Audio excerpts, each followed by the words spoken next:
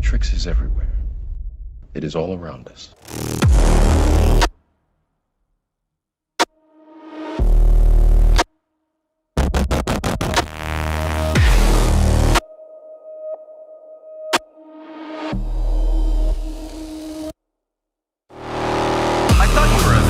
I thought you were a fat. I was a fat. Yeah, I'm not a fat. About the USS Liberty. No, you should be careful about that. It doesn't. Let me stop you there. It doesn't matter where the missile comes from.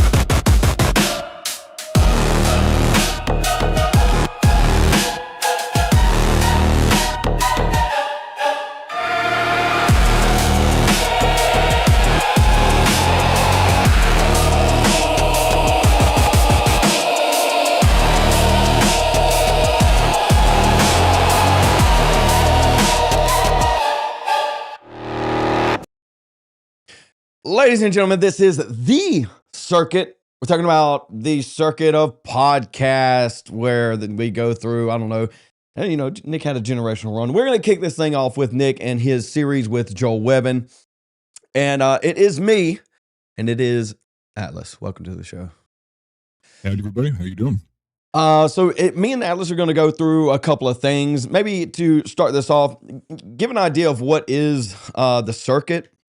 We kind of put this together. We want to cover some topical things that are going on, whatever's popular in the podcast world, whether that is something Joe Rogan-esque or Nick Fuentes or Joe Webbon today, Sean Ryan, you name it, whatever is going on, whatever's popping. We want to kind of cover it and see where the wind's blowing, what's happening, and we're going to react to some of those clips. Today being obviously the series that I think is a 10-part series with Joel Webbon and Nick Fuentes, and they've done 3. We're going to be covering a couple clips from the first 2 of those. Discussing those as we go.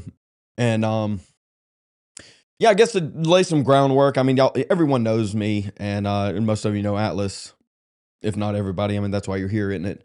Some of you are probably from the Groyper Report. And those of you that haven't seen much of me, let me give you a little establish my position. I call everyone a Fed. Yes, I do, because they are all Feds.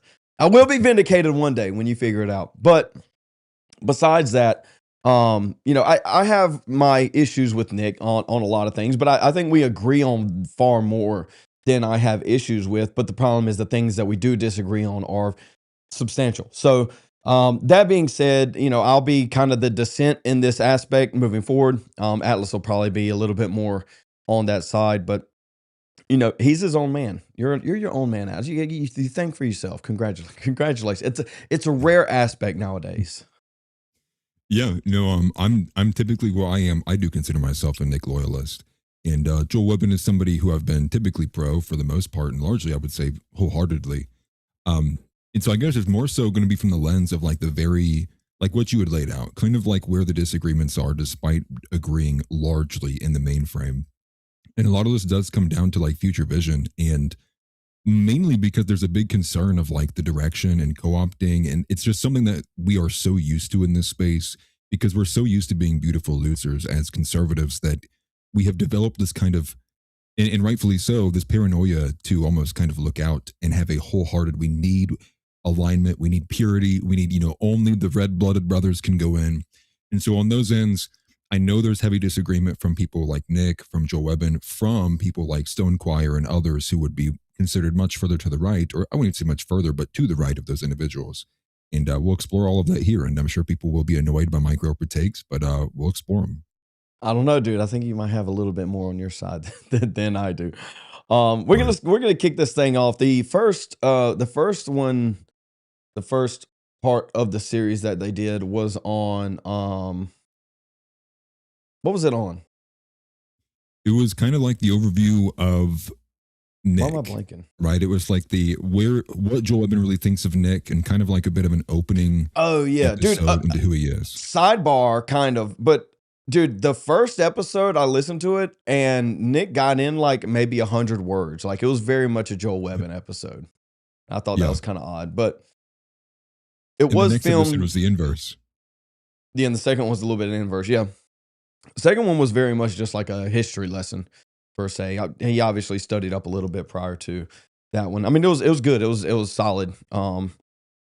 History take from that aspect. But we're gonna get into some of the specifics here. The first one being, you want to jump right into it? Where are we at? Is that it? The first one. Yeah, the first one hits pretty heavily. This one is, talking about, was Hitler a Christian? And I think this actually this might be starting really hot, because this kind of goes right at the heart of one of their disagreements between Stoquire and Joel Webbon. Whereas Corey Mahler typically deems Hitler as like the last Christian prince, I think is the common rhetoric that's used. And then both Nick and Joel Webbon disagree with that. All right, we'll run through it and we'll pause it as we go. You and I would probably differ on it. Like, I don't think Hitler was a Christian. Do you think he was a Christian? No, I don't. Okay, yeah, I don't think that he was a Christian. I think he used a lot of Christian rhetoric, which makes sense because I think most of Germany was Christian at the time, and Lutherans. Martin Luther being a German, but yeah, I mean, I think Joel Webbon gave Stonequire a little bit of a nod there, but I guess the question really kind of boils down to is, what do you deem a Christian? As a Catholic position, I don't actually remember specifically what Nick's answer was, other than no. But I think as a Catholic, he would be required to say no, right? Isn't that to some extent how it works over there? As far as I understand, yes. Like, he would need to be in essentially lockstep, with what the canon is. Right. Okay. I think you could separate this too, like cultural Christian. I think that's been a more common use term, although we see much less of it anymore. And like what they're kind of getting at there too, with like the rhetoric used by Hitler was in Christian values. And much like America is considered Christian, but America is not going to heaven as the nation. So things can be Christian, despite the not having a soul, I guess, if that sounds correct. Yeah, we can operate within the bounds of the Christian morality for sure. I think that Germany was a great nation. I mean, but you look at like Weimar Germany in the 1930s, and it's like, such a terrible place. They honor women who are mothers, and you get property taxes shaved off if you're bearing. I mean, it's actually pretty good, and like, we won't tolerate pornography in our schools, and those kinds of things. And I think, Hitler capitalized on a lot of what was already there, groundswell. Like this sense of like, by God, we'll have our home again. That was kind of what was going on. So I don't think he was a Christian. I don't think he was the last Christian prince. But at the same time, I just don't find it compelling that we give a nod and then we take shots. I'll let it play out, but I do find it odd a little bit how much rhetoric and on the back of Hitler, there's a lot of the dissonance, right? And specifically Nick, because I mean, that's kind of been the statue that he's been trying to topple for however many years, that he then denies Hitler's Christianity. I don't know. I feel like there's some type of dissonance there. Right. Am I overstepping now or thinking too much into it? No. Well, I would ask you to zoom out a little bit, because this is one thing that I wouldn't even say I've like went back and forth on, but I would say specifically, like, I would be willing to be convinced either way. I guess I'm more so curious, like, what's your position on this? On Hitler himself. See, this is the thing is, I mean, I'll cite things like Weimar Germany, but I've never done a deep dive into Hitler. I mean, I very much more speak on like the founders and early Americans, even into the Civil War and some of the generals around there, Jefferson Davis, and a lot that was going on there. I think it's, and I posted this on Twitter the other day, I think it's much more applicable 1830s to 1860s America to today than 1930s Germany. Now, is it relevant? Absolutely. But, I haven't done enough deep dive into, I told somebody the other day that I've never read Mein Kampf, and they were like shocked by it. And so I think I think you can get to the position of Hitler and fascism without without studying Hitler, right? I think even Rockwell did it. He didn't study Hitler to get to his positions, and so I think we can get there. That being said, I mean, I haven't studied that heavily into Hitler. I think Corey has a little bit of a bias when it comes to that. But as a general, from the outside looking in, without diving heavy into it, it does seem to an effect, right? If we don't grant the official narrative, which we don't, right, of World War II, then I don't see how you can say he isn't. If I'm being honest. Yeah, it gets what gets murky because it does go down to like the narrative, and obviously if that's, without getting too threatening, obviously I do think like you would need to know, right? You would need to factually know like what was the intent, what actually did happen, lay it out there. Because if we're dealing with something we know is not true, it's like hard to attach a strong moral declaration to somebody if we don't really have a strong grasp of like what really was the truth to it. I'm seeing one person saying that my audio sounds poor. If other people feel that, also say something too. Yeah, I turned you up just a little bit. They said something about your lows, but I don't have an equalizer. So say, do I sound fine to you? Yeah, you sound, well, I mean, you're a little low. If you keep talking like this, nobody's going to be able to hear you ever, Atlas. Let me see if I can boost it on my end. I mean, the scales on my end look fine too, so I'm not sure what they're missing. You're making the assertion without backing it up. I think the best you could say with confidence is that we don't know. Yeah, I mean, I didn't really assert it. I basically said the same thing. I don't know that we can know, especially given how muddy the history is from it. Right. But at least from the outside, it seems like there's no disqualifying aspect given that we don't accept the official narrative. That makes sense. Yeah.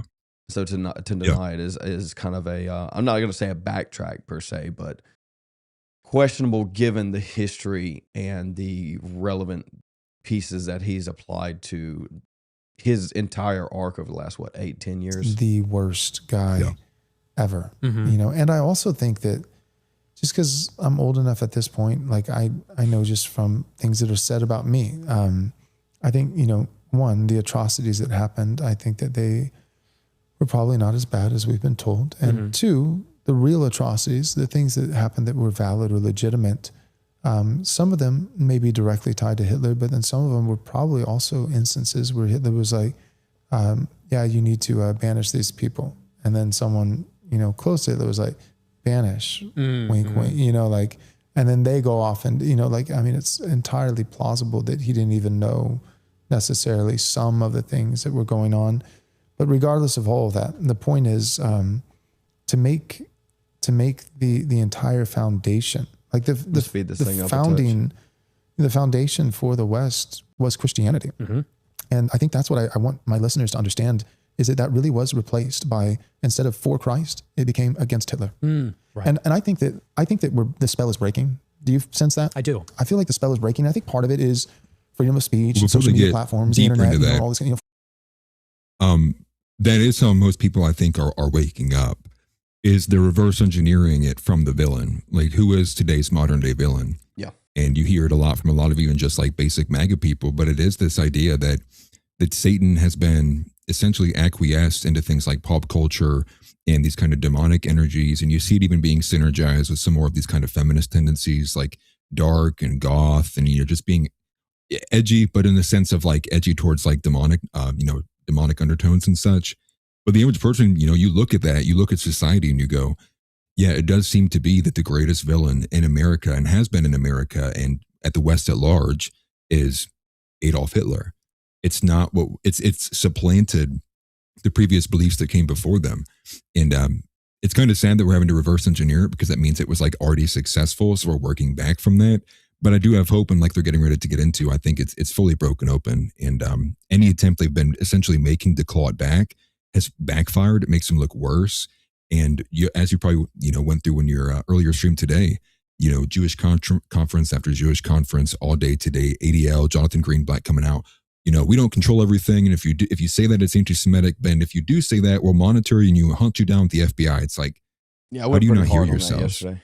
Oh yeah, I went pretty Yeah. hard on that yesterday. But yeah, I mean, it's this is the thing that they call George Bush. Like they called George Bush Hitler. They called whoever else has run since then. They call him Hitler, right? Donald Trump's Hitler. DeSantis would be Hitler if he ran. This is the thing that is built on the back of this singular evil, right? If you worship this evil, which is Hitler, which is they do, because if you remove the villain, then they have nothing to stand on, right? They're united by hate. And I think that's where we're trying to get away from, right? We want to unite under some type of Christian banner, right? We want to call it Christian nationalism. And to do that, like you said, there is an aspect of kind of looking back and re-engineering what we have from the past. Now, I do think that we have to apply a time aspect, and we are faced with far more issues than Weimar Germany was. So it's going to be more than just Hitler. But it's a good place to start. If we can knock down the thing that they worship and wake people up to it, then that's a good step forward. And it's the taboos with it as well, right? You have guys who like literally won't even shave their facial hair a specific way for fear of like the social repercussions. Yep. But you can wear devil horns on stage as Taylor Swift with like one black leg and like one black sleeve up here and make all these kind of Illuminati gestures. And it's like, it's not taboo anymore. And that's what people want to change. And I think that also goes to the natural revelation too. Even people who don't go to church every day can look around and see like these people literally worship demons. Yeah, no, that's definitely woken a lot of people up too. It's like, well, the only solution to this is there is evil out there and we need to do something about it. Where do we go? Yep. And it's Bible sales is going up, like 20-something% year over year in the last couple of years. Amen. It's coming. 4chan, like all these things. But I think part of it also is just time. Mm-hmm. Like time has to go by. It's kind of like Hitler reminds me of Napoleon a little bit, right? There's like with certain figures like that really did do some bad things. Like I'm not a Hitler apologist. I think that Hitler did some bad things. But right on the heels of that, it's usually demonizing. And then, you'll start to kind of get pushed back, because there'll be a new generation that doesn't have any of the nostalgia or the sentiment. I think of like Gen Z. I think we're kind of like right there. And so you go from like demonizing, and then you usually have a brief moment of lionizing. So like Hitler's our guy. He's the best. Like pictures of like Jesus and Hitler hugging each other. And having but then what eventually happens, kind of inevitably in history, is humanizing. Mm-hmm. Right. So demonizing, lionizing, humanizing. And tales old as time, just rinse and repeat. And I feel like that happened with Napoleon. Like we can now talk about Napoleon, and nobody's like going to threaten, Napoleon laws to throw you in prison because you said something positive about Napoleon. But at the same time, you don't have like a ton of like, young people, with like Napoleon t-shirts and like Napoleon is the last Christian prince. Like you don't have either. You're removed enough to where you can be objective. It's hard to be objective when you still have, living remnants of people who were there, Now, as far as it pertains to the Holocaust, I think we'll always have living remnants. I feel like every year there's more Holocaust survivors. So I don't know if that generation will ever die. They keep cropping up, but eventually, I've been reliably informed that eventually nobody will remember it firsthand. Mm-hmm. And you might have a brief, lionizing spell where people are just kind of, because they're just sick of it and they're angry, they're just mad. And I get that. It's like, really? Like I can't own a home because of this guy on the other side of the world from 80 years ago? Well, then that's my favorite guy. Right. And you're just kind of like a rebellion thing. But I think we're close. I think we're maybe, 10, 20 years out from being able to talk about Adolf Hitler in a humanizing, not demonizing, not lionizing, and being objective and saying, yeah, this was really bad, really bad. Also, yeah, this guy over here was way worse. Stalin was way worse. And I Joe Webbon got his word count in for the day for sure on this episode. It's funny. I think that we have to get there, not because Hitler needs to be memorialized, but because we need to be able to have nice things again. Like the West needs to be allowed to have nice things, and we can't. You can have nice things and not like Hitler, but you can't have nice things and think that hierarchy, authority, heritage, you can't hate those things and have you can't have a country, right? So we have to get to the point where we're able to be objective and say, hey, what, these things that the German people were after, not just Hitler, but the German people, they weren't stupid, right? That like they got behind him for a reason. They weren't stupid and they weren't just bamboozled. There were real atrocities going on, and they were on the brink of like losing their society, losing their people. And they said enough. And I'm like, yeah, I see the similarities. Of course, this is coming back up as a conversation. And I think we need to be able to have it. And I think we should be able to look at Weimar Germany and say, what did they do right? Anything that's good. Like I said one time in a podcast, I was like, here's my take, crazy. I support everything that Hitler did that was biblical. And I and I do not support everything he did. Like I can say that for Stalin. I can say that for Genghis Khan. Like that's my position for everyone in the world. Like you can look at someone and say this was good, and we're not going to throw the baby out with the bathwater. And I think for 80 years that's what we've done. We've thrown the baby out with the bathwater because Hitler did.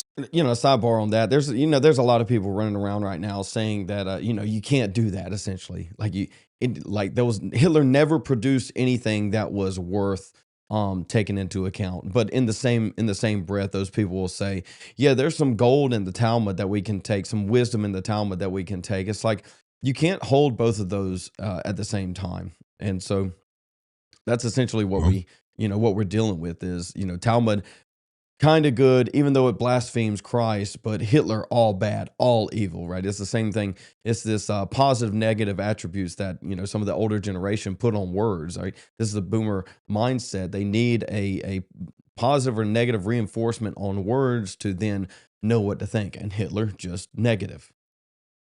Right. Well, it's even worse than Talmud kind of good. It's you didn't read the Talmud. You didn't read the Talmud. I read the Talmud. Yeah. And even if you did read the Talmud, you didn't read all the Talmud. And even if you did read all the Talmud, a rabbi didn't tell you how to read the Talmud. And it's just like, it's an ever moving goalpost of like, you stupid goyim, you didn't understand the Talmud. And that's part of it, that you can see it in all these debates too. I mean, I was noticing this like 3 years ago, where there people are bringing in like Jacob Meyer to take on Dane Blazerian. And Dane Blazerian's like, okay, now I'm going to read from this specific text from this. Oh, hold on. That's actually not true. Here's why. And let me give you this. And everybody's explanation is different. And then that's why you got to cite things like the Jewish Encyclopedia, which is supposed to be a summation statements on things that are in the Talmud. So if you ever get faced with that by somebody, just take them directly to the Jewish Encyclopedia and go, well, let's see what the summation statement is here. But again, it's just the way they like to play ball with their religious text. And it's the inverse for the Bible, right? Because the Bible is a lot more widespread, and a lot of people just inherently know verses. But in addition to that, what also happens there is a lot of people just use verses that they don't know full context of. So it's like chapter and verse. It literally happened, yesterday? Literally happened yesterday with the debate that Joel Webbon was having with Ruslan. It was like, well, you didn't present chapter and verse. You didn't present chapter and verse. It's like, dude, there's a little bit of thought that goes into this. Like, can you not think for yourself, or are you just bad faith? And I think the latter is more true. That's what the Ruslan and Godly Logic kept doing. But yeah, I mean, it's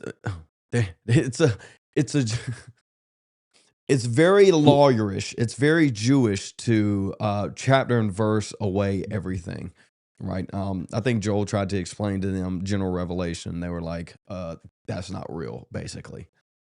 So yeah. Well, what's funny from that debate between God of Logic and Ruslan versus the other three guys in there was when they're talking about in the general, right? One of the main arguments against the interracial, interethnic, whatever you want to deem it, marriage was mainly from Antonio and Joel Webbon seemed to be the argument that it's not normative, right? It's not normative. Yeah. We know there's a lot more liabilities that come with it, and it's obviously less natural than what the preferred option is. They all disagree with that. Literally like 30 minutes later in the debate, God of Logic argues that marriage age disparities aren't normative, so they shouldn't be accepted under the same exact framing of logic. And it was so like, these people are so bad faith. I don't think I do think they were bad faith, but I also don't think they understand what normative means, right? Because they denied the premise that that if you apply a normative aspect to interracial marriage, then you end up essentially what Nat Geographic was predicting for 2050, which is just some blanket race of the entire human race, which is just mulatto, right? That's where you end up if you make interracial marriage normative. Like just on its face, that should be a denial, but it's a destruction of that's what Joel Berry wants. That's what Joel Berry read the. That's what Ben Shapiro saw the Tower of Babylon. Let's do it again. So let's go. We could do it again. Yeah. It's just sad. And yeah, it's very self-defeating logic too. But go ahead, my bad. Yeah, we're kind of getting off track a little bit, but I guess it's in the same vein as another thing. I mean, Joel Webbon brought it up. He brought the Tower of Babel up and the disbursement of peoples, but I think that should be harked on a lot more in these debates. Like I feel like it's underutilized, like significantly underutilized, right? Because a lot of our races and our nations come from the language disbursement, right? That's how we form. That's how we create new geniuses within the, you isolate a community, it becomes its own nation, right? This is what the Amish are. The Amish aren't anything other than Amish. Mormons aren't anything other than Mormon.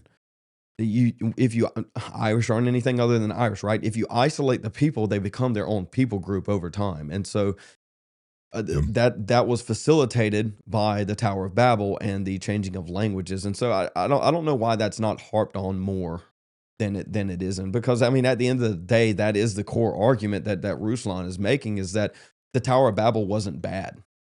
It was only bad because they built the tower. It wasn't bad because multicultural society or whatever. So yeah, well, and even furthermore than that, the full end of which they were building this tower in the first place was like to reach the heavens. There was like in the name of progress. It was in the name of like becoming better than what they were. And so when you see people like Joel Berry, who like, I think he posted that photo of like, here's what all humans will look like in 100 years. And he was like, I can't wait for everybody to be just one race. And it's like, that's what that is. It's like, he believes that once race is gone and everyone's the same color, humanity will progress. It's in the same exact vein of what the people were thinking when they were putting together the Tower of Babel before God came about and said, how about I smack you all into 1,000 different countries? Well, the worst thing, and it's like how we cannot take that lesson away from that. I don't get, but you're right. It does need to be harped on a lot more. Yeah, I mean, the worst thing you can manage right now from their perspective is to be a racist, right? Ethnic partiality is what they call it. So, right. I guess we'll finish up the last like 30 seconds of this video, but I think we hit most of the points. Things that really were bad, we've decided, and therefore we need to have infinite immigration. And if you're white, you're kind of a monster. And we're going to ruin our economy and rack up the debt and do this and do that. And so we've got to be able to break the spell. Yeah, I think we hit most of the points here. But yeah, Hitler is. I do want to bring up one more thing.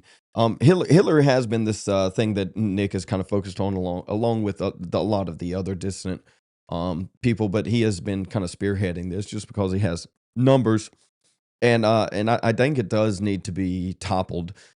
But, we talk about Hitler. I do think that Nick needs a new figure, right? The edginess of the Hitler position has kind of wore off a little bit, right? He was taking shots at, I don't know if you heard this, but in that same super chat where he was talking about Epstein and pedophilia and blackmail, he was taking shots at Clavicular. It's like, you're new to the JQ. Where have you been at?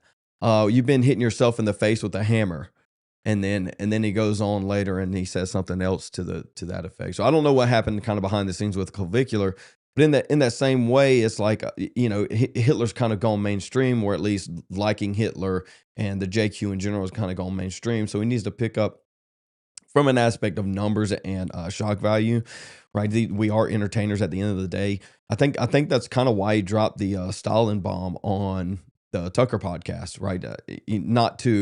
Not for him to advocate to be like Stalin, but to at least give a little bit of edginess to come back. I don't know what your take is on that, though. No, I agree. I mean, you're seeing people posting Hitler edits, and then their next post is crying because Renee Nicole Good decided she wanted to hit an ICE agent. It's left the barn, if you will. I think the Hitler edits have now moved away from even representing, although they still do. I think they don't singularly represent, just white nationalism, against the establishment, anti-Israel, anti-organized Jewry. Now it's almost just like a sign of just like a general symbol of like, I'm a rebel or punk rock, right? And I think that's part of the part in fashion, because the anti-Israel issue has gone so broad. It's such a massive like umbrella issue now. Like everybody is going anti-Israel, and it's seemingly like the number one heuristic. I was talking to Foulball Productions the other day on a collab, which I don't think is aired yet. And that's like what most people look for anymore. Before, you would look historically, right, at a politician, like what have they said in the past? Where were they at on these positions? Nobody even looks for that anymore. They go, what did they say about Israel 3 years ago? That'll tell me everything I need to know. And now it's become like the number one heuristic, but now it's spread across multiple factions, both left and right. Yeah, I think we nailed that. But and also in this episode, somebody mentioned in the comments, since we don't have super chats, I'll pick up a couple of them. But Lord of the Reese said, I would take Nick more seriously if he was actually interested in understanding what the solution is. I think somebody responded to him. I think Pope said, agreed, this episode exposed him as moderate. And I kind of tweeted something about that too. I said, I just listened to an hour of two moderates debate who's more moderate. And we're going to get into that this next clip is kind of a piece of that. Specifically on the death penalty issue. I don't think we have a clip of that, but my take on the death penalty issue is that is kind of what made England high productive, low criminal, right? They were very harsh on their penalties. And so if you kill all the rapists when they rape and you kill all the murderers when they murder, then the procreation and the next generation that comes up is going to be a lot less inclined genetically to rape and murder. So it seems pretty straightforward to me and biblically mandated to pseudo eugenics a society to be better. Yeah, and we do have a portion of that clip actually. It's clip number 3. It's not the full one. It's more so just like Nick's take on prisons, and that's kind of like where the debate is. It's like rehabilitation versus I see it. My bad. Discipline, we'll capital punishment. Yeah. And I actually disagree with Nick here. Like, might be the only thing I do disagree with him on. What do you say? I know, right? You heard it here first. What do you say? You heard it here first. Before we do that, I want to pull up this kind of little sidebar here. Let me pull up a take from Ken. Not Ken. Was it Ken Ham? Kent Hovind. Kent Hovind was in prison for like tax evasion or something like that. I don't remember exactly, but he posted a video or a clip. He was on the podcast with what's his name? The guy that was with Logan and the dude that married Lana Rose or Riley Reid, whichever were the porn. You know what I'm talking about? Impulsive. What's his name? The black hair dude. Mike. No, the other one. Oh, the one who broke away. My Twitter's not. He's independent now, right? Today. Yes, he is. Let me see if I can find it real quick. Oh my gosh, I know who you're talking about, but I cannot think of his name. He broke away on Christianity because of like something that Logan Paul had said to him. I'm pretty sure. Yeah, pretty sure it was like a year or two ago. This is before we get into the prison debate. I said I too am a prison abolitionist, but this is Kent Hovind and what's his name, dude? No, I can't remember. It'll be okay. You were in jail for 9 years? Yeah, I wrote 37 books, earned 2 more doctorates, I led 800 men to the Lord, did 4 Bible studies a day. I don't want to go again, stats. But got half the Bible's written from jail. Well, okay, Lord, I'm in good company, I guess. So I wrote a book called The Kennel. I was embarrassed. Some great attitude, man. Well, I'm embarrassed that it took me going to jail to figure out. The Bible does not authorize prisons at all. Under God's law, you fine them, beat them, or kill them. You steal my sheep, you pay back 4 sheep. Nobody goes to jail. Now you steal my sheep, they arrest you, and you go to jail, and I got to pay for your groceries in jail, and I got to pay for your family's groceries on welfare. While I was writing this book, I asked over 1,000 men. I said, simple question, guys, you can have it. Hey. I said, if you were arrested for a crime and went to trial, there's no question you're guilty. Whatever it is, you're guilty. And the judge said, I'm going to give you an option. Do you want 5 years in prison or 20 lashes? All but one of the guys said, I take the lashes. Under God's law, you get a beating, never more than 40. You were in jail for 9 years? Yeah. Based? Yeah, absolutely based. This is Kent Hovind. Dude, went to jail for 9 years. I mean, these stats right here are crazy. I came across this clip. I was like, dude, that's crazy. Because I haven't heard anything from him in a long time. I didn't know he went to jail. But, yeah. But yeah, what did he say? He wrote 9? I had no idea either. Oh, 37 books. Dog wrote 37 books. That's crazy, dude. That's crazy. And earned 2 more doctorates. Earned 2 doctorates. I led 800 men to the Lord. Did 4 Bible studies a day. I don't want to go again, but got half the Bible's written from jail. Yeah, I mean, those are crazy stats, but that's his take. I mean, he goes to prison. He says, "Yeah, I'm a prison abolitionist." I think if I went to prison, I think if I went to prison, I'd be a prison abolitionist too. Don't you, Atlas? Yeah. I feel like that's. Yeah. I think we should do something different here. Yeah, I think I don't like this situation a little bit. Can we fix it? Can we fix it? Yeah. I think the conditions in here are pretty poor. But yeah. If you can go ahead and play the clip, because I'm probably going to be in full agreement with you. Okay. Being from a very liberal city like Chicago, and even growing up in a suburb that was pretty liberal and permissive, I think, and as an American, there's just sort of a natural aversion to that. Yeah, there is. And to kind of an extremely punitive justice system. And I have to tell you, as a Christian, I don't come away from the gospel thinking that the state should be liberal with murder, should be liberal, let's say, with the death penalty. Yeah. I, with that being said, believe that people should be put in prison. There should be a lot more people in prison. And I've said before on my show, I think the prisons should be made more humane, because then we could put more people there for longer. The reason that we don't like prison a lot is because the prison is like, you can die in prison. You get raped in prison.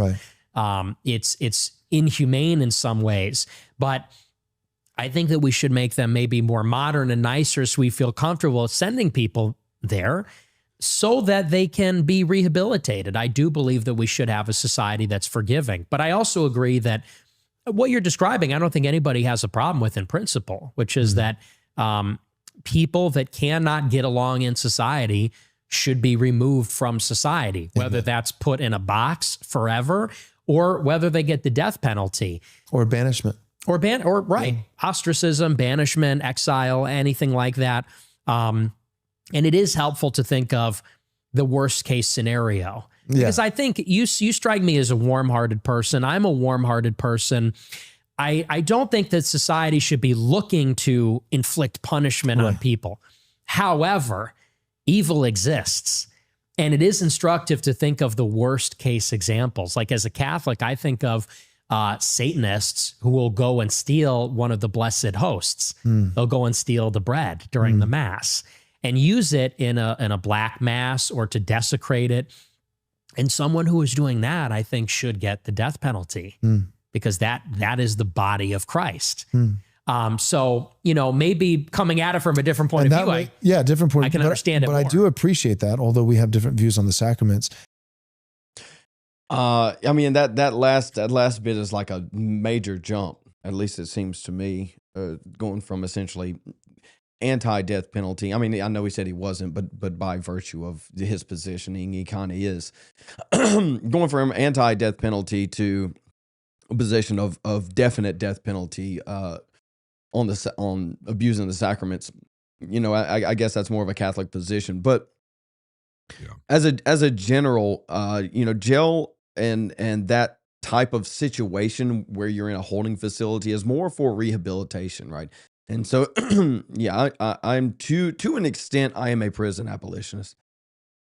I think we can look at it right now and see that especially the situation that we're in, where we have activist judges, where we have cops that won't or can't apply the law equally, is a generally a net negative across the board because, they go to jail for what? Well, I guess I'm not a jail abolitionist. I'm a prison abolitionist. So, you send them to prison. I think they are relatively humane. I mean, I don't know what else you want them to do. I mean, they get full-fledged meals. They sleep. They have full-on, societies built into prison. I mean, people live there for the rest of their lives. They come out and they're like, I don't know what's going on. Send me back in. Right? You have people actively trying to get back in prison. So is it that humane? Or that inhumane? I don't think so. No, it doesn't even, to me, prison doesn't even qualify as humane. The idea when people go to prison is what? What's the first thing that comes to mind when somebody gets getting ready to get sent to prison?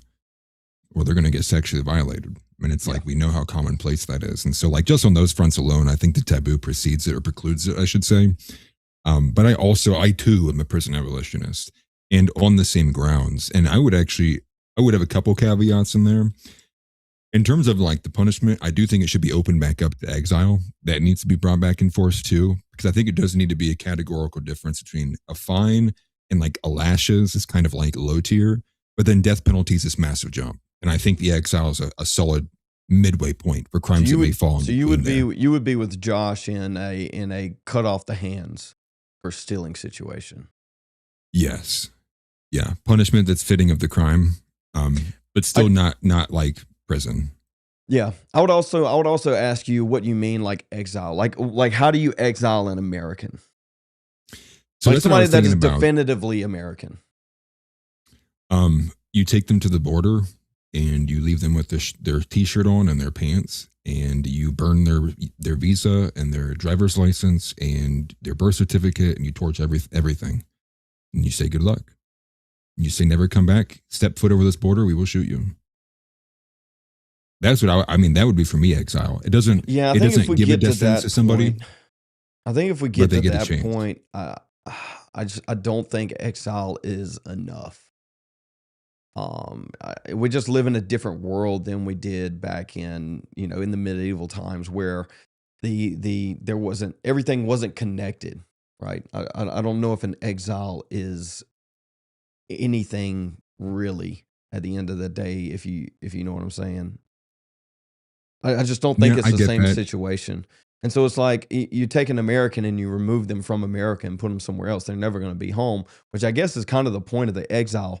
But I would like to remove their Americanism if we're getting to that point. Interesting. Like a specific place they get exiled to, but that's almost kind of like the same thing as hell, a jail. It's like a kind of like circumventing. It's just like this jail is on a rock outside, on this island over here.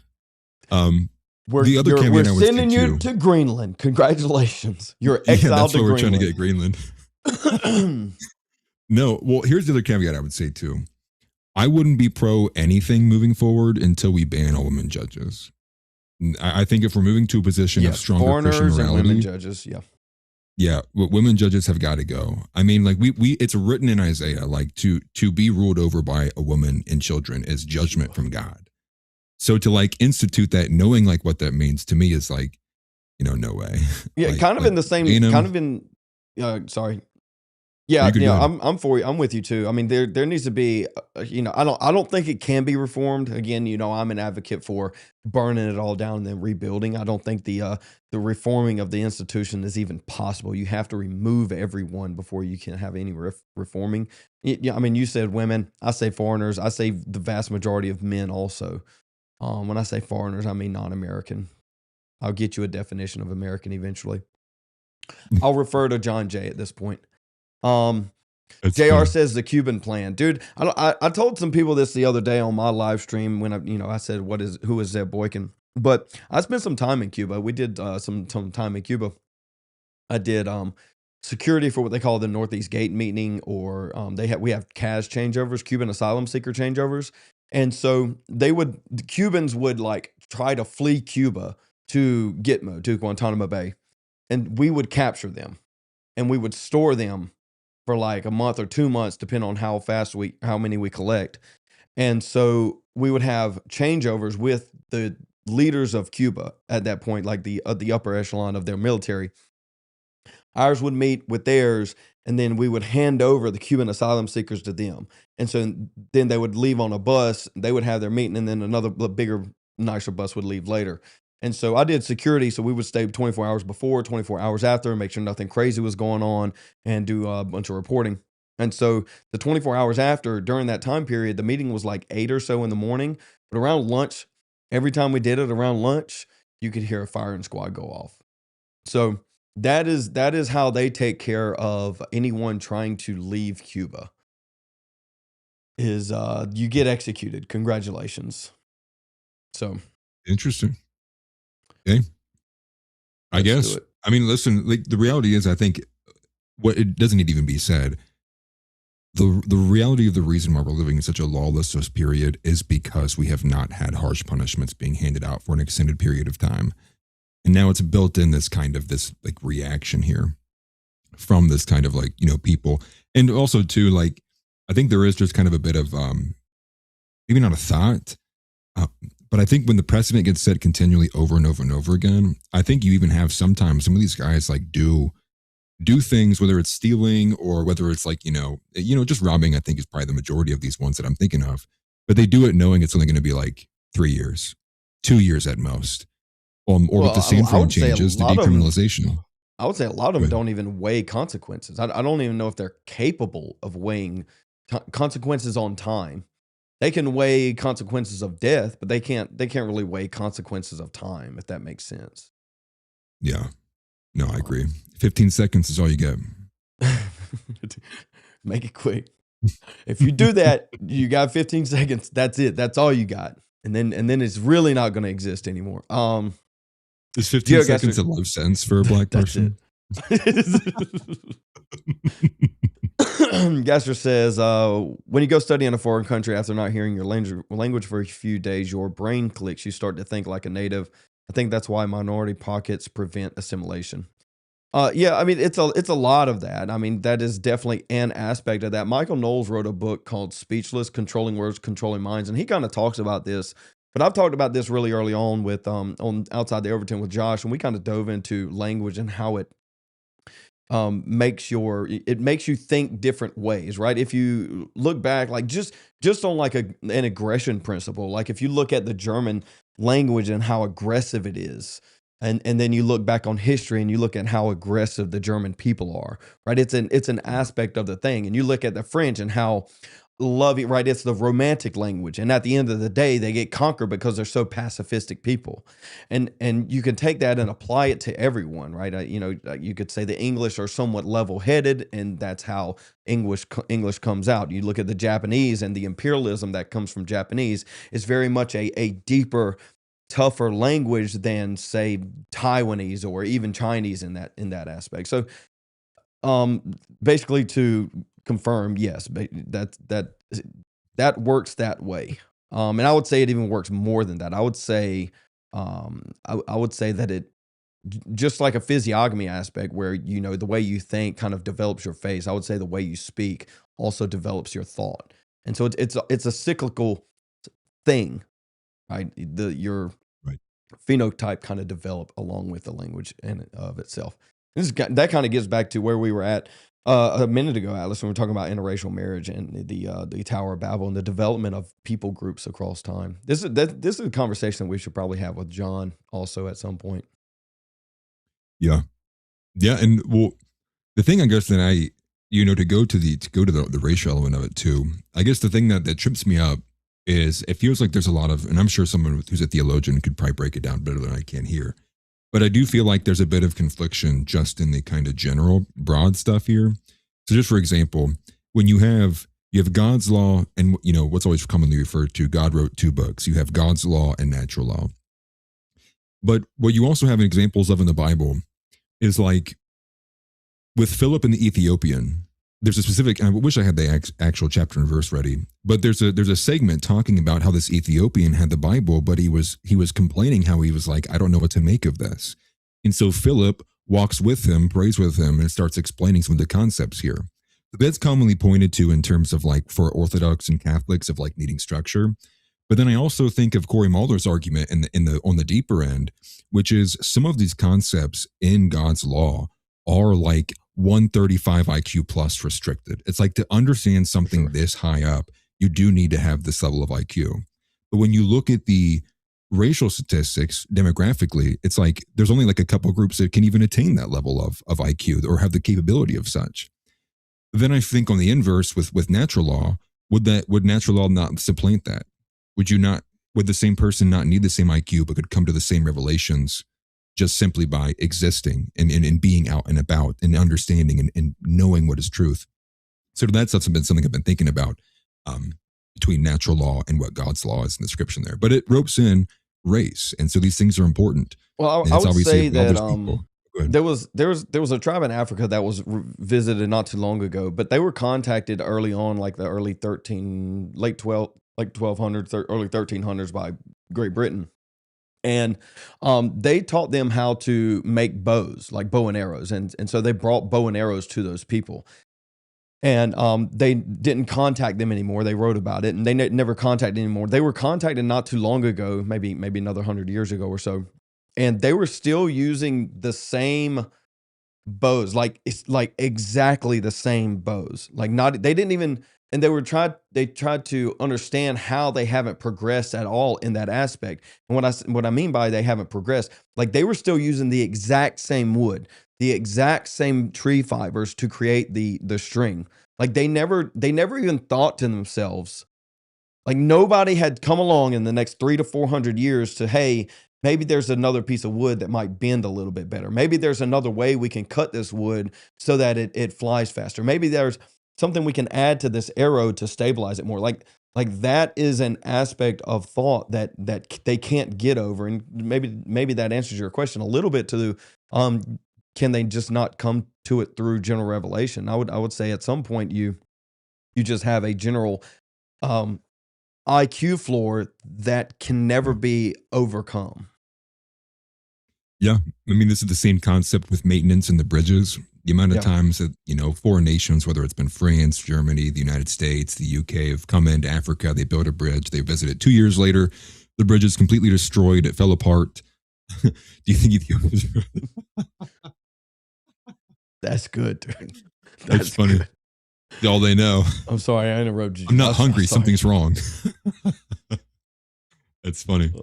Oh, man, but these are the concepts. What I was going to get to though was the fact of like, this is kind of where we are, which is it's reaching base levels where people who just like aren't even that tied into like Christianity or like the topics and conversations happening between Joel Webbon, etc. But they go outside and they go to the Dollar General. They're in line behind Black people. They're in line behind Indians. People are interacting with these people. And now because the immigration problem has been so bad for a few years, everybody's come to the understanding. They can see it. They feel it. They know it. Everybody knows the glares they feel from the Somalians when you're too close to a daycare. You get the vibes that they operate differently. They behave differently. Now, it's not a statement to say better or worse, but it's just to say it's the easiest observation to make that these people are behaving different. They are different. And there's no amount of just saying like the color of their skin makes them different. There's a lot more that goes into that. Yeah. I mean, I completely despise the argument for race is just the color of your skin. I think that's an argument from ignorance. But no. Kind of moving this thing forward. This is another clip from, I believe it was the first one. This is another clip from the first episode where we talk about religious laws on blasphemy and pornography. Maybe I'm more liberal than you.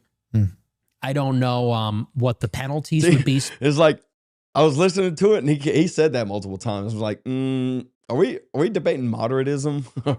I think I'm more liberal. I think I'm more moderate. I'm more moderate than you are. Somebody said. What's funny because it's like Nick is left wing, Joel's moderate, Stone Choir's right. That's what it looks like at this point to some extent. Obviously, yeah. I mean, I would hold the position that I would even say to an extent, I think I'm significantly further right than Nick on a lot of issues, on probably almost every issue. And I would say that I would be a moderate compared to some of the early Americans. So. I mean, just to put everything into perspective, I mean, the gradual degrading of society to the left that has gone on in the last 2 centuries is sickening, man. It's insane to think about. Yeah. Specifically, but I think certainly the government needs to enforce some level of morality. Yes. Within reason. And I think what you're talking about when you say the perpetual indulgence, these are deliberately subversive, morally subversive. There's no positive good where that could be defended. Right. I don't know that I would outlaw, let's say, heresy, because there should be room for religious debate. It's like there always has been in the church or at different councils and things like that. But something that is deliberately and intentionally meant to blaspheme and offend God and the morals of any decent person, I don't think there's any basis for that. And so, of course, in America at the same time, we have a tradition of freedom of speech, but maybe we need to articulate what the basis of free speech is. Why is free speech good? If free speech is good insofar as we could debate about what form of government is best or what kind of society we should have, I'm willing to be more liberal when it comes to things like that. But filth, which like pornography, for example, that's not political speech. No. And I don't think there's anything positively good. I don't even actually consider it speech. It's not religious speech either. No. Although I have seen some Jews say that both abortion and pornography are Jewish religious sacraments. Which to is them. interesting. Very interesting. So I tend to agree. I don't. I mean, on that note, I mean, Dennis Prager has basically come out and said, I think the farthest he's come publicly is saying that animated child pornography isn't evil in and of itself. The acting upon that is, and so that's kind of the position that I mean, one of the more extreme positions I think that they espouse. You've seen that clip, haven't you? Oh yeah, and it's self-defeating. Well, forgive me. Or Pints with Aquinas. It's self-defeating. I said I'm. Sorry, Well, because unless acted upon, but it's man-made child porn. It was like it was acted upon in creation. Like it was always acted upon. Like that's the part that didn't make sense to me. And and R.I.P. to, well, I don't think he's dead yet, but Dennis Prager. I wish him the best, but it's not looking good. Yes, I said he was dead earlier. Somebody even commented that he wasn't. Yeah, if he's not, he's extremely close. I'm glad we both made that mistake. So as soon as I said it, I was like, wait a minute, I don't think he is. He's not doing good. We can say that. But also, there was another thing that I was going to pull up. I don't remember now. I can't remember now. All right, we'll finish this clip and then it'll come back to me. Probably not as conservative when it comes to religious law as maybe you are or some Protestants, or even for that matter, some traditional Catholics who say there should be no freedom of religion, which is, I think, what you're saying. But I certainly think that there should be some basic standards like they have in Russia or any other country. Yeah, I mean, they're discussing kind of free speech and the bounds of that, and they bring in blasphemy laws and pornography. I mean, maybe to have a little bit of a conversation on allowing freedom of a religion if you want to. Maybe that's kind of where I would like to take it. I think that's what they were kind of getting at. I am an advocate for at a minimum something like blue laws where no alcohol sales on Sunday and things like that. But I would even go further and say that I'm not a freedom of religion. I'm a freedom of Christian religion, and I think the founders would agree with that. And so the question is, why do I have to open my doors up to someone that is a demon worshiper, right? And that's how I like to frame some of the laws against religion, right? Do we want demon worshipers in our country? The answer is obviously no. And so we should take that and extrapolate that from there. And people say, well, they ought to be able to worship however they want to worship, whether that's be a Muslim or a Jew or pagan or whatever. It's like there's plenty of other countries that they can go to if they really, really want to worship Allah. If they want to be a Muslim, you can go to those countries. And that's kind of the question is, that I'm trying to answer with some of this other stuff on what is an American. Is Islam compatible in any way, shape, or form with Americanism? I think the answer is obviously no. And so what the extension of that is, can you be a Muslim and American? It's like, can you be a gay Christian? I don't think those two identities are in direct conflict with each other. And so because of that, you have to abandon your Americanism, and by extension should be, I don't know, maybe to pull something out of your book, there should be some exile that goes along with that. I would even say, like, even if you had this compromise, I would say at the bare minimum, if you're a Muslim, that means by definition you're less American. Even if you wouldn't move so far as to say you're not American, I would just say, just by definition, you're less American. You're lacking one of the major qualities that does make someone an American. And I think in and of that self, that insinuates that you wouldn't be American at all. Because I do think Christian is the ultimate defining element beyond being born on the land and soil. But that just seems to be the issue, right? It's like this is where the dichotomy is gone. And it seems like the most impossible thing is to get the freedom of religion discussion to move to the freedom of Christian. And the thing that bothers me the most about it, I think, is it's all of these liberals who actually have no conviction, no beliefs, they believe in nothing, telling us to all get along. And it's like, I don't want to hear the opinions of someone who doesn't believe in anything, what they think the religious people should be doing and how we should organize ourselves. It's like, it's in the admission of if you're not religious, like, leave the conversation. But the conversations, we've done it such an injustice that it's even moved to this point. In Christianity, I mean, how much further could it be even pushed out of American society? if it wasn't for people like Stonequire and Joel Webbon and many others like that, I mean, it would have already been taken out of, it'd be gone. So to that end, I do fear for those things, but ultimately, yeah, no, to answer your question, Americanism has to be Christian and Christian only. And we need to get a lot more convicted about that. I'm unwilling to hear any more conversations about any other religion being entertained, any Hindu statute, nothing. It's all got to go. Yeah, I mean, I completely agree with that. And by extension, it is you have to acknowledge that you have to completely shut down any and basically all influx of people from a non-Christian country, like I don't know, probably South Africa, or at least at minimum a non-white Christian country, right? You know, we can have a bunch of Zambians come over here or a bunch of Catholic Haitians, but we both know that that's not compatible. And to the extent that, you know, Hook kind of commented here, he says if it kind of calls back to the discussion we had a second ago with prisons.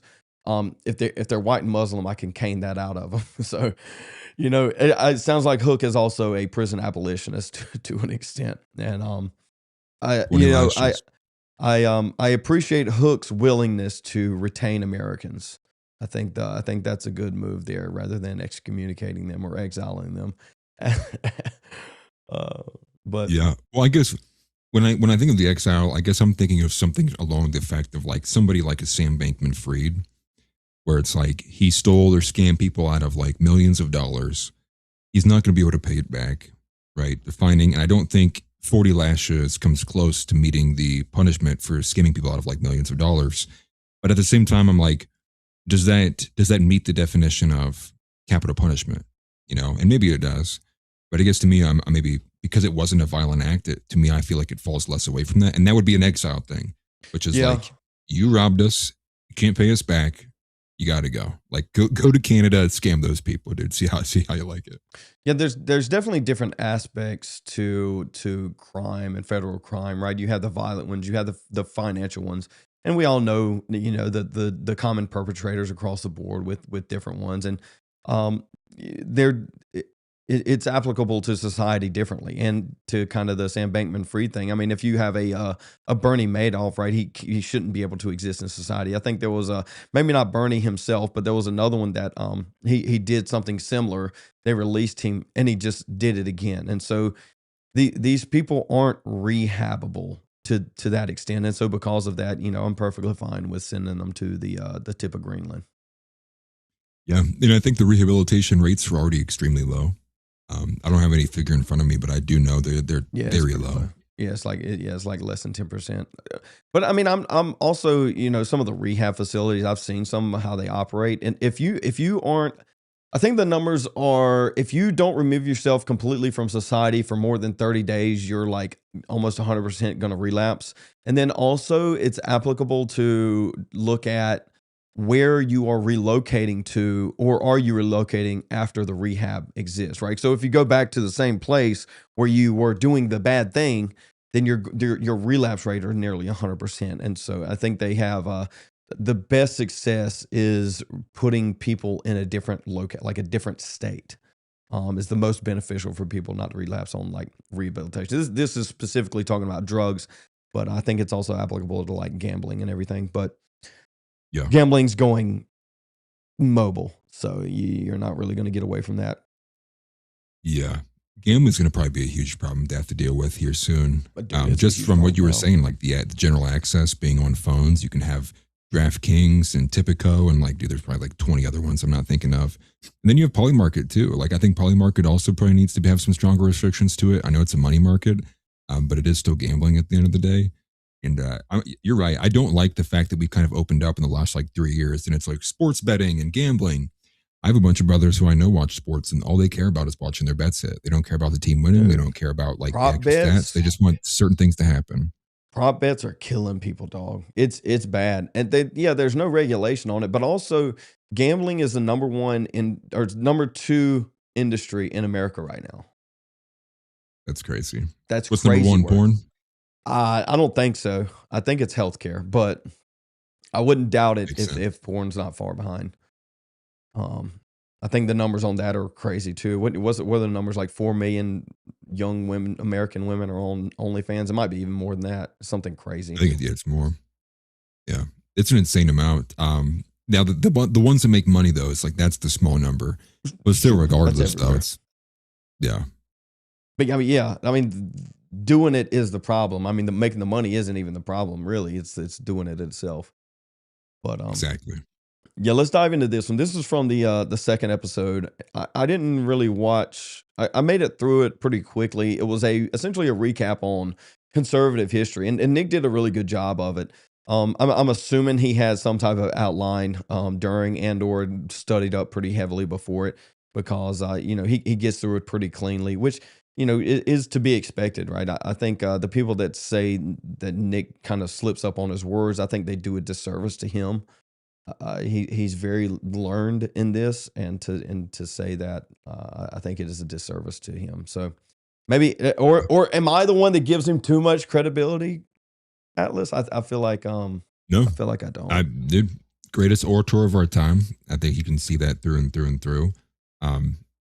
And the thing is too, is like I think there's an element of like what you had mentioned earlier with the Stalin thing. I do think he knows how to drop bombs off in the conversation. I think he probably does it better than most at this point. And I think it's even crazier to think that he was kind of ahead on the see you later, Ree, ahead on the Hitler kind of falling away, and went to Stalin in the Tucker interview, which I think was pretty unexpected for a lot of people. But it did exactly as you were talking about. It boosted the show even more so, and even just in that one clip. Yeah.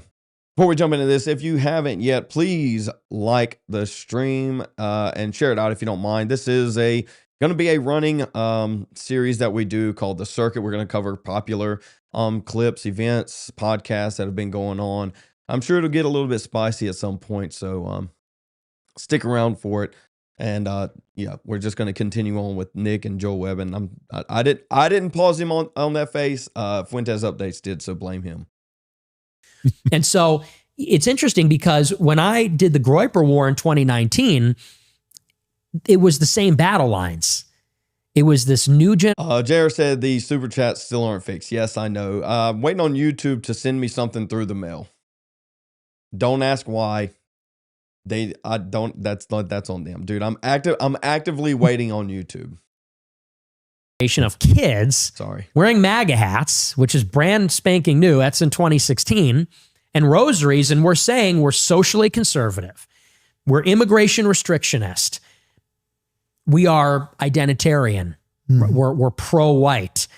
It's the same battle lines as the paleocons and neocons, whereas, Kirk and Shapiro, Charlie Kirk and Ben Shapiro are saying, well, we're pro-Israel, we're pro-gay, we're in favor of 10 million H-1Bs, F-1 visas that will become green cards. And it was interesting because none of us at that point had ever heard of this battle, but this is a battle that has been going on basically every generation since World War II between these different factions of the right wing. And it's even playing out today. And so it's interesting. Josh says, please fight. Titty Twister fight's coming.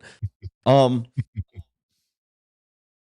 yeah, I mean, to Nick's point, I mean, and we kind of hit on this earlier when we were talking about Hitler, but this is a fight that has been going on for a little while, and he covers it a little bit more in depth. But you can go to people like, as I named earlier, George Lincoln Rockwell, or Pat Buchanan, or Pat Buchanan and William F. Buckley types, and then I don't know, you could say the DeSantis Trump on the most recent aspects of it, but even in the commentary space, it's been going on for a very, very long time. And so you have to look at it and you say, okay, when did it start? Well, it started in maybe probably early, late 50s. But specifically, we can look back and see when a certain group of people got a headquarters to establish a position so that they can operate out of. And this was an agreement that was made in the First World War, and then and came to fruition in the Second World War. So, yeah, to Nick's point, it is a constant battle that is happening. It's happening now. You can see it. I think you can see it inside of the Trump administration and some of the actions that he's having now, versus at least the first administration, if not the first year of this administration. Right? It's exactly at odds. Yeah. Well, and I would say too, to go back to what you said at the beginning, anybody who's not seen this episode or doesn't feel like they have a strong grasp of like what a neocon is, like definitely listen to this episode, because it's probably the best definition that you're going to get, or dissertation, I should say. And it uniquely gives you the definition and understanding of like, why are there so many conservatives in this space, but they're all liberals? and it gives you a strong insight into that. Specifically, too, like with the recent kind of events that have been taking place since probably around 2016, I think a lot of people kind of built into their head that neocon was like warhawk, and those two are like two different things. So I think colloquially, neocon started meaning warhawk to a lot of people. And part of the reason is because all of the people who are too afraid to name the Jew say neocon as well. And so it's kind of like a lot of this loaded kind of semantic language. And it kind of foretells a little bit of like why I would posit why the Venezuelan intervention was not a neocon move. But you would need to know the full-fledged understanding of a neocon to be like, oh, okay, that's why it's not a neocon. Yeah. Hook kind of emphasized what you said a second ago is, they say neocon instead of Jewish. I think there is obviously a link there. And a lot of the driving force is the Zionist aspect of how to create greater Israel, right? That is somewhat the end state of where we're going. And so that is the underlying aspect to neocon. And a lot of people just refer to them as neocons, like, I don't know, Glenn Beck. Right, this would be one of them. Isn't Glenn Beck Mormon? But yeah. Yeah, I mean, that's what we're dealing with. And specifically, like Lindsey Graham most recently, right? He pouted, dude, Lindsey Graham was pouting yesterday. Dude, he don't want to bomb Iran no more. He's getting mad because we're not dropping more bombs, dude. I want more blood. That's Lindsey Graham. Give me blood. Give me more blood. I'm bloodthirsty. Give it to me. Yeah. And now on that issue alone, we're getting conflicting stuff. I saw a report talking about how Netanyahu was asking for more time for Israel to prepare, so they want to delay the strikes. But the administration is saying, well, they didn't hang people yesterday, so we're not going to strike them. It's like, yeah, okay. I wonder what the real reason is why we haven't bombed anybody yet. But to even go back to like in the captioning there, right? That's this foretelling of this socially restrictive, socially conservative movement. And why is that different than neocons? But even if you go a step before that, you look at America First and you look at the broad who is file and rank for these groups and movements, it's young men specifically. And what I would pose too is that I think this was what has happened is America First is the kind of the end of the original reaction that happened after like in the early 2000s of men waking up to how bad feminism was. And I think you get like the Menonists, you begin to get like this awakening to like feminism's gone too far. It's a reaction to women. And I think now men searching for the answer of why is society like this? Why are these things all happening? How did we get here? In that they found the answer. And in the answer was, well, feminism came from, and then they see what the answer is to that in Christianity. And I think what you're seeing that is full circle, like a 10-year kind of program meeting its end in the Groypers. Yeah, I mean, kind of in that same vein, I pulled up this clip while you were talking, where we're talking about feminism and masculinity. This is from, I guess since we're doing it, I went ahead, you probably have seen it, I'm not sure or not, but this is from the episode, was it today? No, Wednesday. Yeah. And this is a clip on masculinity. We'll cover this one, and then we'll kind of close up.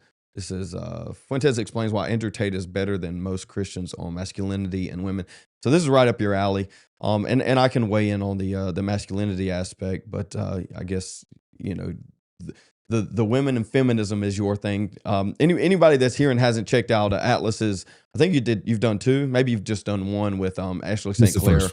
Okay, you did the first one on Ashley St. Clair, and what are you calling the series? The Consequences of Feminism. Consequences of Feminism. Pretty solid stuff from Atlas. So go check that out.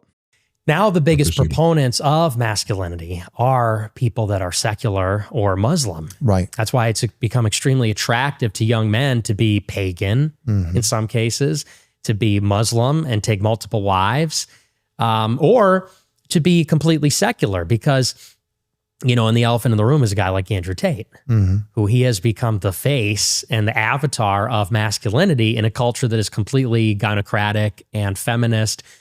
And he's somebody who I don't believe in terms of virtue is necessarily a role model. Right. He's not Christian or Catholic. Right. He's not in favor of monogamy. He's not in favor of, you could say, moral restraint or discipline because he has this life where he's running these camera websites and things like that. Yeah. He has a harem.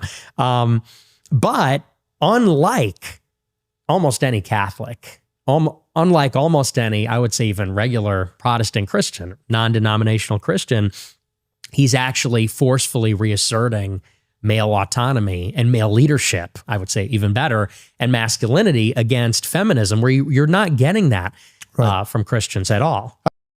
Now the biggest... Yeah. Well, first of all, Chess said I called you a girl. I did. If it came out that way, I didn't mean it that way. I didn't even hear it. Atlas is Atlas. Well, I said I can definitely give you a take on the masculinity, but women's your thing.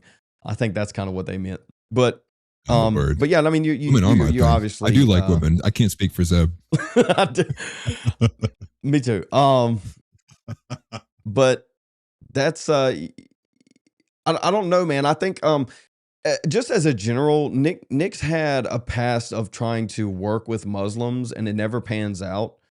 And that's not really what he's trying to do here. I just wanted to point that out. But it's the Andrew Tate take is correct in its assessment of what the problem is, but it doesn't offer a good solution, right? The solution is just also degeneracy. And so that's kind of where we're at. And maybe that's kind of what Nick's getting at here a little bit, but I would like him to take a little bit further where, that sounded a little in the closet, Zeb. Well, I like a woman. How about that? Is that better? I don't like men. I don't, but, here's what I would say. Go ahead. You're spot on. Spot on. It's the biggest problem with Fresh and Fit. It's the problem with the Whatever podcast. It's the problem with the Tate brothers. It's the problem with the majority of the manosphere, which is they're great at identifying this is the problem. This shouldn't be like this. But the solution they tell is not turning to Christ. It's just join in the hedonism with them. And you get the edge this time instead of them having the edge. It's like, that's not, now to a lot of young men, they take that and run with it. Well, it's like, they're trying to play a game. It's a game to them, and they're trying to win. And I don't think it should be that way, but I do understand the position they're in. Yeah. And well, and again, Joel Webbon took a lot of heat for this about a year or two ago when he proposed that what was it? I think we came up with the episode was, but he was basically saying like, Andrew Tate is like one of the better examples of masculinity right now. And people attacked him for it left and right. But the solution ultimately has to be like, we have to course correct. And it's going to be painful, but we have to course correct. And that means like literally calling people out when they lie about what it means to be a man and a woman. And we got to go back to the basics. And some of this goes back to Genesis, right? I think you can even go back to some of the early passages, right? Where man was created in God's image and woman was created from man for man. I think those are two obviously very distinctly and categorically different creations. I think, and again, this obviously touches another conversation too. But when you look at like how the majority of all the Jewish tradition was, I mean, the world tradition historically was women were typically married off as assets with like dowries and such. They were not given this kind of framing of this equal kind of status. It was more so they were treated as the Bible had put them. And it's the same way that Joel Webbon talks about, like, like owning your wife. But you say that out loud and women are like, whoa, he's misogynist. We have got to get away from that reaction. And unfortunately, part of it is because of the perversion of Christian Zionism. But even beyond there, feminism has corrupted itself too. And what you have is this extremely broken understanding of what marriage is. And if you read the Bible and you come away with the understanding that marriage is between two equals, like, I don't know what to tell you, but it's quite literally the complete opposite of that. Now, in terms of like soul value, obviously the souls are the same, but temporally, physically, legally, we are two different creations. It's the same way as the difference of the races. And in fact, there's more differences, I would argue, between the sexes than there are the races. And the way that the left is bad about this too, they talk about, or the right wing's like, man can't be a girl and girl can't be a man. And they're talking about the sexuality. They're talking about no, you can't just cut your genders off and put a hole there and pretend you're a girl now. And they're correct. But on the same end, a woman can't be a man in essence. You can't give a mic to a woman and all of a sudden she talks for 5 years about politics and now she's somehow gotten the God-given ability to adjudicate, make decisions, can think rationally. that stuff doesn't disappear. So the right is just as bad on those elements where they might not blend the sexuality, but they blend the sexes in essence, as if like men and women are interchangeable, and that's flawed. Yeah, no, you're exactly correct on that. And I want to pull this up real quick. GeoGasser said, I like Webbon's follow-up response on that video. If we depose the Jewish establishment and put white strong men in power, feminism will vanish. And I think that is the case. Specifically strong white Christian men, and that is what the world is against, right? Is the straight white Christian male. That is the top of the echelon of not being oppressed. So that's what they're fighting against, and I think Gasser's exactly correct when it comes to that, or Webbon, because he's the one that said it. In that same vein, you kind of mentioned. I'm gonna pull up one more clip here. You kind of mentioned it used to be in the past where the father would give the daughter away to the son and vice versa. And so we have an example. We have an example here. I'm going to get your take, and then we'll kind of close up here. I mean, I take a much more aggressive posture on that sort of thing. I mean, I think that I don't want to offend your daughter if your daughter's right there watching the show, but no, I think that women are like children. I defer to Schopenhauer on this one. I think they are somewhere between children and men in terms of kind of where their mindset is at. And I don't know that your female audience is going to love that. Women don't love when I say that, but that's why I guess that's why I'm single. I guess that's why I'm a bachelor. So, but things have gotten better since we let them vote. Oh, things are much better since we gave women the vote. It has been a remarkable success story. And all you have to do is look at the history. The country's so much better off. Well, that was kind of when I realized something was wrong, because I realized they vote for the wrong person every time. If only women voted, it would have been Hillary Clinton, Joe Biden, Kamala Harris. If only men voted, it would be like, Trumpler. It would be. But Donald let's be Trump fair. It's like forever. 60% are like that. I know a lot of women that are more smarter than most men. I know. There's Charlotte. Charlotte, put her back on screen. Bro, what's that JD Vance? That's a question. What's up with JD Vance? What's going on? Oh my God. I didn't notice that. That's funny. Charlotte's got a crush on you, Nick. She told me that about a month ago. She's doing the Trump middle finger. We're gonna do an arranged marriage right now. Charlotte Jones and Nick Fuentes. We'll have little Manchichi babies. That'll be a power couple. Methylene blue, turmeric, unstoppable force. Charlotte, get in here. I'm going to marry you off in an arranged marriage to Fuentes. Dude, Alex sounds like absolute garbage, dude.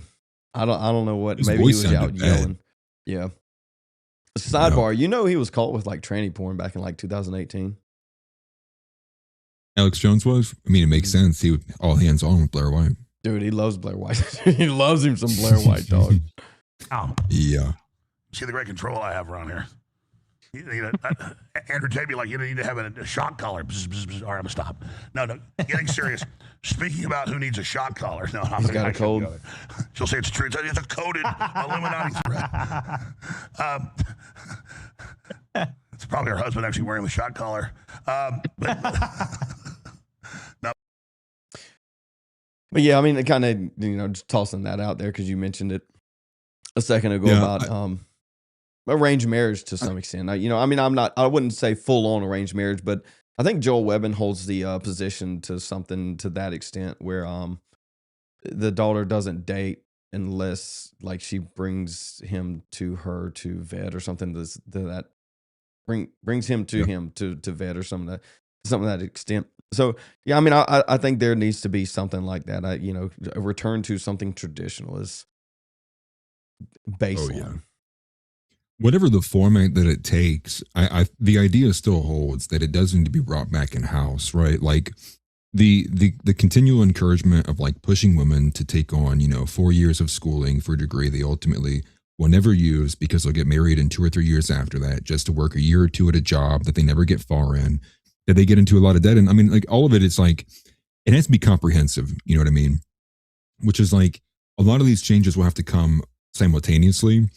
So for example, it's like, if you want to place all these restrictions on women, what also need to be in place is like a plethora of men available to pick from. They would also need fathers in place who are willing to actually vet the guys and be willing to be the fathers that these daughters need. And so it's not to say like, we're just here to like slam women down the door. It's to do it in the way that God intended it. We need to return back to tradition with these things.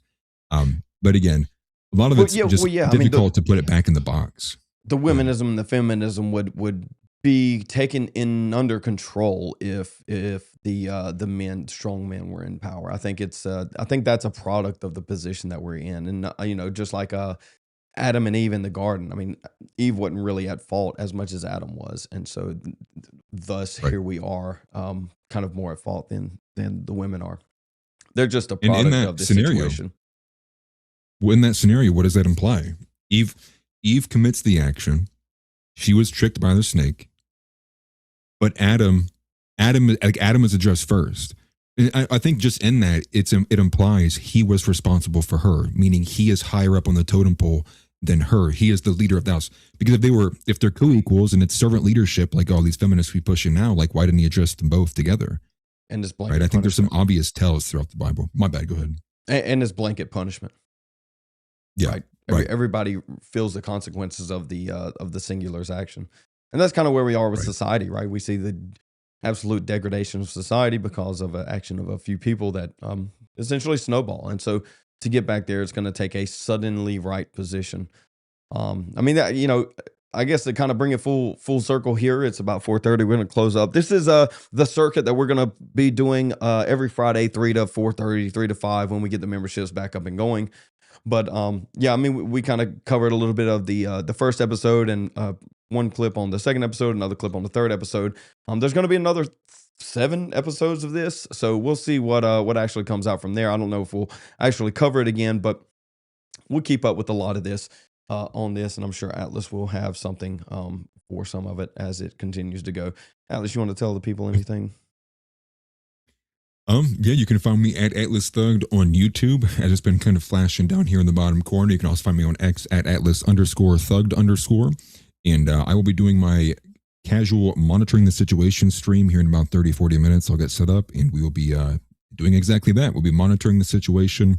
We're probably going to take a look and react to the Hasidic Jew video that came out from Tyler Oliveira. So if you guys want to see me react and my takeaways from that, you can catch it on my channel here in about 30, 40 minutes. Oh yeah, absolutely, dude. I wanted to make a video of not a video, a meme. I guess like one could be the Drake meme, where the Hotline Bling meme, where it's Nick Shirley up top, kind of being rejected, and the Tyler Oliveira on the bottom. I thought about doing something like that, but yeah, go check out Atlas and his stream. I'm sure that'll be solid. There's a lot going on today. You're going to cover the Trump said, "Give me all your Nobel Peace Prizes." That's what he said. You covering that? Yeah. Yeah, well, that's just surprising in and of itself because there's no regime change happening. And everybody's kind of confused, like, wait, what's going on? You're just going to let the second in command stay in power? People are confused. Well, yeah, I think we're going to be in power. America's just going to control it, right? She gave up her Nobel Peace Prize, and now she doesn't even get to become president. Stupid. Exactly. Humiliation tour. But look at me. Look at me. I am the president of Venezuela now. But yeah, what's your name? Maria Machado? Yeah. I don't know. Hey, stupid. Better luck next year. Good. Yeah. You're right. But all right. Yeah, I mean that's Nick and Joel on the first couple episodes. This is the circuit, and we will be covering whatever is popular for the week. This is a kind of a weekly recap to some extent of the current events. So appreciate y'all for stopping by. Hopefully next week we will have all of the memberships and super chats back up and running. So y'all save the money to just drop loads of money in that stream. Loads of money in that stream. Gorp report tomorrow. Atlas' stream right now. And see you next week. Peace out, everybody.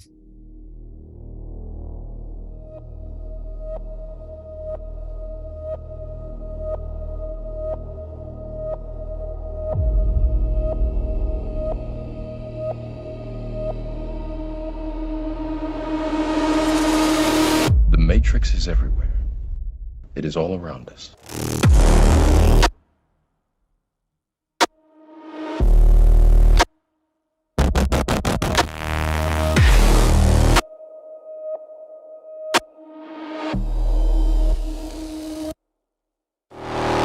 I thought you were a fad. I thought you were a fad.